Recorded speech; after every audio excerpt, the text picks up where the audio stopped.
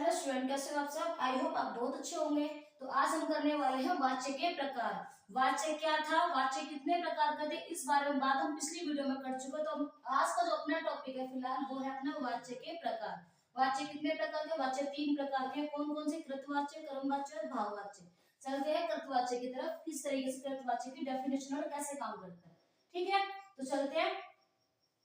कृतवाच्य क्रिया के उस रूपांतरण को कृतवाच्य कहते हैं जिसमें किसकी कर्ता, कृतवाच्य मतलब कर्ता यानी कि सब्जेक्ट काम करने वाले पे फोकस हो, जो काम को करने वाला है। ठीक है, क्रिया के उस रूपांतरण को कृतवाच्य कहते हैं जिसमें कर्ता की प्रधानता हो।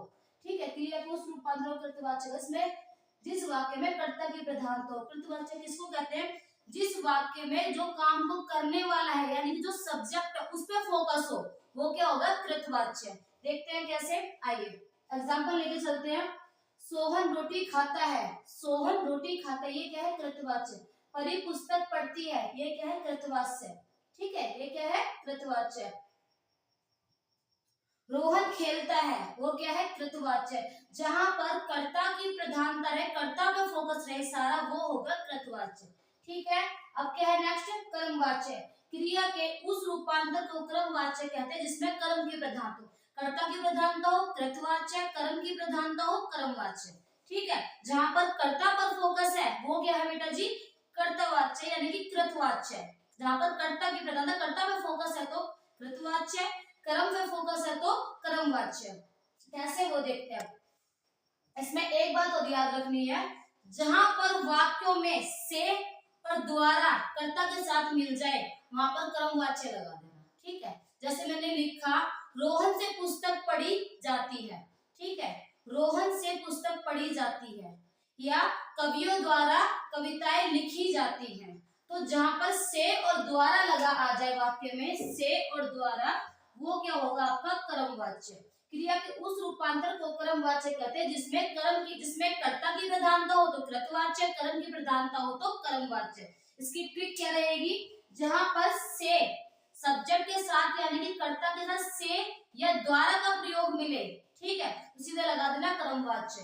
मैंने दोनों एग्जांपल ये इसलिए, बच्चों से फूल तोड़े जाते हैं, से कर्मवाच्य। सिपाही द्वारा चोर को पकड़ा गया। ठीक है, सिपाही द्वारा चोर को पकड़ा गया, द्वारा।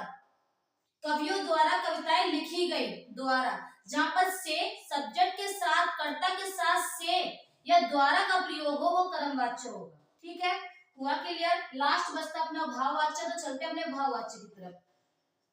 क्रिया के जिस रूपांतर में भाव की प्रधानता हो वो क्या हो गया? भाववाच्य। ठीक है, क्रिया के उस रूपांतर को भाववाच्य कहते हैं जिस वाक्य में क्रिया अथवा भाव की प्रधानता हो।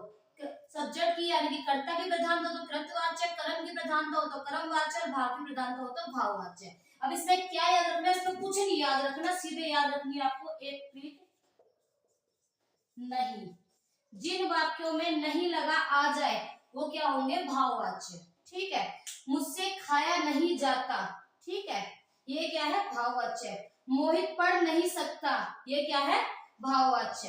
ठीक है, अब कृतवाच्य, भाववाच्य तीनों के एग्जांपल लेके चलेंगे।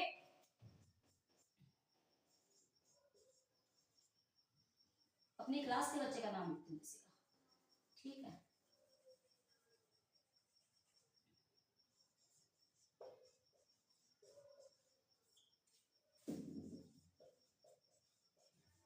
अंकित पुस्तक पढ़ता है। ठीक है, ये क्या हुआ? अंकित, अंकित पुस्तक पढ़ता है, ये क्या हुआ? कृतवाच्य। ठीक है, अब दूसरा मैं यहां लिख देती हूं, अंकित से पुस्तक पढ़ी जाती है। ठीक है, ये क्या हुआ? कर्मवाच्य। नंबर 3 और लिख दूं, अंकित पुस्तक पढ़ नहीं सकता। ठीक है, अंकित जो है, अंकित पुस्तक पढ़ नहीं सकता या पढ़ी नहीं जाती है, पढ़ नहीं सकता, ये क्या हो जाएगा? आपका भाववाच्य। जिन वाक्यों में मुझसे खाया नहीं जाता, मुझसे चला नहीं जाता, रोहन पढ़ नहीं सकता, वह खेल नहीं सकता, जहां पर नहीं का प्रयोग हो वो क्या क्या होगा आपका भाववाच्य। जहां पर से और द्वारा का प्रयोग हो, ठीक है, मोहन से पुस्तक पढ़ी गई, ठीक है, कवियों से कविताएं लिखी गई, वो क्या हो गया कर्मवाच्य, ठीक है। सिपाहियों द्वारा चोर पकड़ा गया, बच्चों द्वारा फूल तोड़े गए, वो क्या हो गया कर्मवाच्य। जहां पर से और द्वारा का प्रयोग हो वो कर्मवाच्य। और सीधा फोकस पड़े, रोहन ने खाना खाया, ठीक है, या इस तरीके से सीधा फोकस अगर कर्ता पर पड़ता है तो वो कर्तावाच्य कृतवाच्य सॉरी, और अगर कर्म पे पड़ता है तो कर्मवाच्य, भाव पे पड़ता है तो भाववाच्य, ठीक है। मैंने लिखा मैं खाना खाती हूँ, कृतवाच्य। मुझसे खाना खाया जाता है, कर्मवाच्य, ठीक है। मुझसे खाया नहीं जाता या मुझसे खाना खाया नहीं जाता, वो भाववाच्य। हुए तीनों क्लियर। जहां पर कर्ता पे फोकस तो कृतवाच्य, कर्म पे फोकस तो कर्मवाच्य, और भाव पे फोकस है तो भाववाच्य, ठीक है। आज तो खत्म कर दी हमने वाच्य। अगली वीडियो में करने वाले हम प्रत्यय और उपसर्ग, ठीक है।